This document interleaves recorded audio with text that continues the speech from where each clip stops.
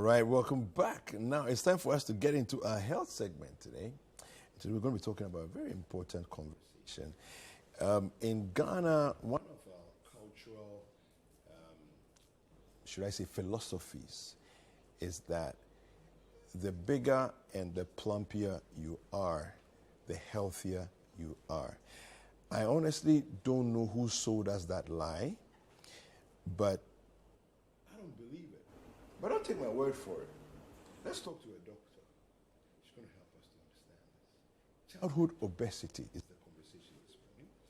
Dr. Anna Fokuo Boidu has joined us in the studio. She's a pediatric resident in Kolebu Teaching Hospital. Dr. Anna. Good morning. Good morning. Thank Good you to have you here. Yeah, good to be here. All right. So how serious is this problem? Really serious, if I should say. As you rightly said, we are like, everyone knows about adult obesity, but when it comes to childhood obesity, in recent years, it's been really prevalent and it's actually now considered as a major public health concern. Initially, it used to be in the developed countries, but currently in the developing world as well. It keeps rising, and below the age of 5 years, we have about 43 million children having or being obese, and that's like 1 in 5 children. So if you took 5 children, 1 of them will be obese. Right. So what are the primary factors that kind of contribute to the rise of this problem? And so the first thing, the major factor is food. So it's a nutritional problem, so there's no going around that. I mean, of course, there are other factors like genetics or hormonal. Or some children have to take medications that would predispose them to gaining weight. You could look at certain other familial conditions that could do that, and then the kind of lifestyle that a child has. So a sedentary lifestyle would do that. But however, the primary cause would be nutrition, and that's just the amount of food that you're taking in. Well, what's the worst case scenario? What's the worst you've seen? So there are actually a lot of complications with having childhood obesity.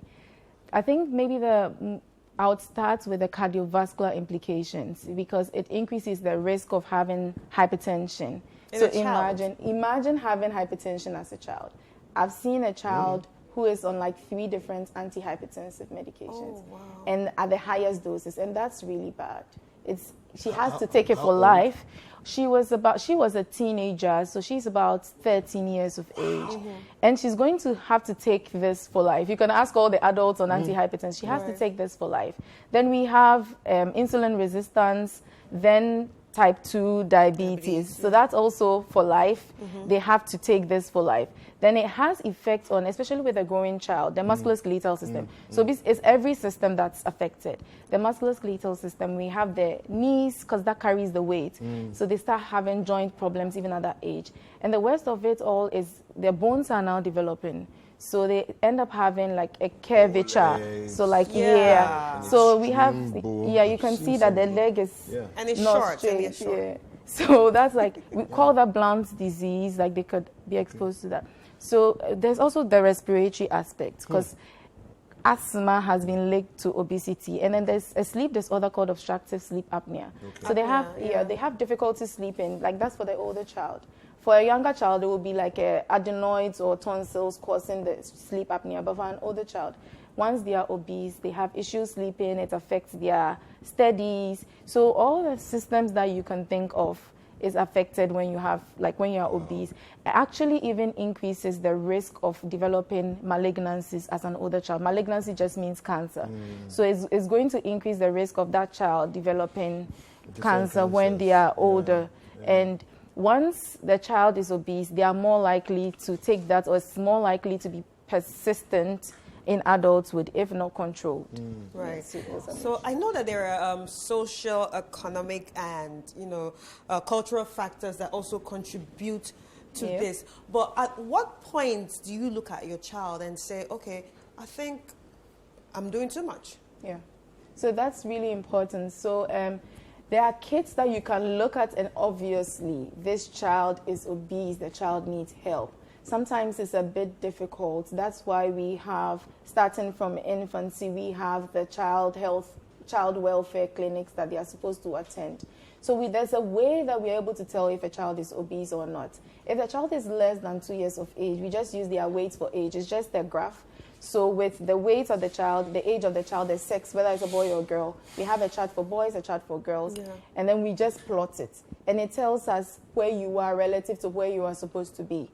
And then we do BMI for children who are older than 2 years. Right. And the BMI is the body mass index. It's just a ratio of the weight in kilogram and then the square of the height in meters. So just like we do for adults, it gives us an idea. So there's a picture of it. If you have a child who is between the 5th and the 85th centile, then they are within the normal range. If they are less than the 5th, that's the yellow segment, then they are underweight. More than the 85th centile is overweight, and then more than the 95th centile is obesity. So with this graph, once I plot it, and sometimes even without plotting, once a child comes in and the child is greater than 30 kilograms per meter square, this child is definitely obese. And as a parent, if you are taking your child to the hospital frequently, you'll be able to pick that up. But if not, and you look at your child, you think this child needs to have this done they could actually come in for it to be done. And at that point, you know that you really need to do something about it, because if you don't, then all these complications that we are talking about get to the child. All right, so when you say something about it, what exactly do you do to reverse, the obesity? So that's difficult. So because it's mainly nutrition, we start with nutrition. That's the number one. So we have nutrition. So let's look at it this way. For a child to be obese, we are looking at energy balance. Whatever is going in should be expended. If the same amount of energy or like the nutrients providing the energy is not being expended, then they are going to end up storing that. They are going to gain weight and then become like mostly fat, because weight is not just fat. It could be muscle, it could be water weight or any other thing. So you look at that as well, because if what is coming in is not coming out, and it comes out through physical activity. So aside the nutrition, which we can talk about how to feed a child, there's also the physical activity aspect, because with every age there's an expected activity level that the child should have, how many hours they should be spending doing things.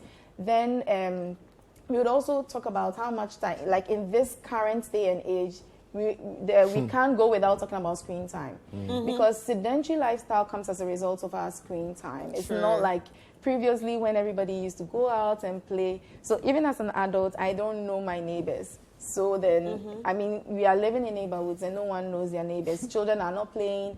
They are on their tablets. They are on their computers. They are just sitting down. So, I mean, they are eating. It's a combination, though. So the child might actually be eating healthy and nutritious meal, but they're still not expending their energy. They're just like he's just sitting down, just playing on their phone. So these are the three things that I think that we can, for children. I mean, adults, there are different options like surgery and all of that. But for children, these are the three things that we limited to. Okay. So let's take it from the nutrition perspective first, right? What are the first steps? A parent or parents have a child that is obese. It's quite serious. Maybe it's not yet critical, but it's quite serious. What do they do practically to reel that back in and get the child to normal? Yeah, so that's really good. That's a really good question, because it's a problem. So we first have to think about the different classes of food, which we all learned in primary school. We learned about carbohydrates, we learned about proteins, vitamins, fats and oil. So there's a picture of how a healthy plate should look like. Okay. So in a day, what we are saying is that your plate should be half fruits and vegetables, and the remaining half will be your proteins and your grains. I know it doesn't happen. It doesn't happen in our homes, but then these are things that's ideal. This is the ideal. Like if you're giving your child a snack, what kind of snack are you giving the child? Because then you could give the child a fruit, banana, oranges, grapes, like apples. These are different options. So if you have an obese child, these are the things that you need to be thinking about. What is on the child's plate?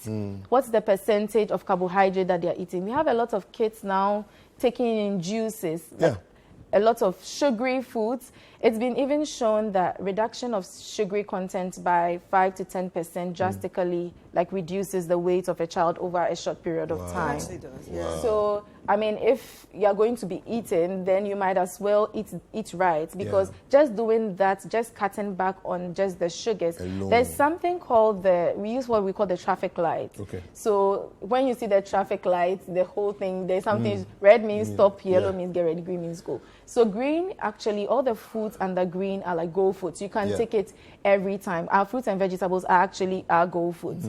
Then we have yellow foods that are like, okay, you can take it, but not in excess. Yeah, like so. I mean, our bread, so you have to, if you're going to eat it every day, you have to take a small slice of it. I mean, all the other cereals, these are yellow foods. Okay. Yeah, then we have the red foods. So you can see there we have fries, we have the burgers, we have the cakes, we have fries the pizza. Fries I mean, so these are like once in a while if you want to give your child a treat. But this should, the last time in the hospital, there was a child there. She had multiple conditions, and they brought her food, and she said she wasn't going to eat it. And she asked her father to buy her KFC, so they had to go and buy. I'm sorry, KFC.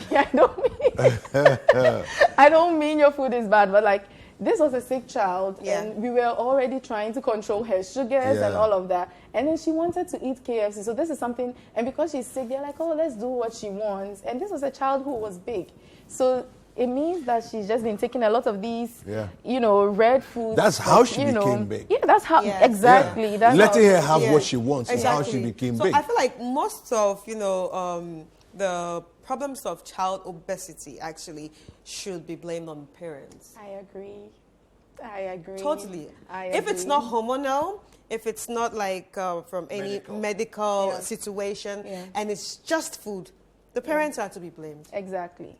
And I have a food problem and with lack that. of exercise. Exactly. Yeah, lack of exercise. Food and lack of exercise. It's parents. It's all parents. Yeah. I mean, the child has to learn how to make healthy choices. And they learn that by watching their parents. So then again, we had another child come in with diabetes. And we're counseling them that, oh, now this child has to stop eating this. This is the diet that the child should be on.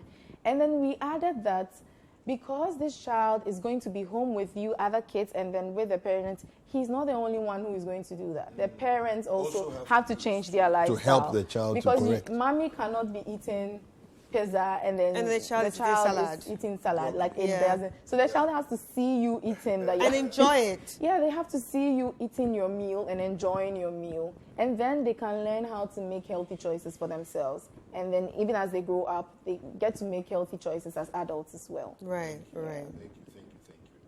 Where are you located? Are you on social media? Can people reach out to you for advice? Yeah. So actually, this is an advocacy that we are undertaking. Every year, Kolebu Department of Child Health, we pick a topic that's of public health concern.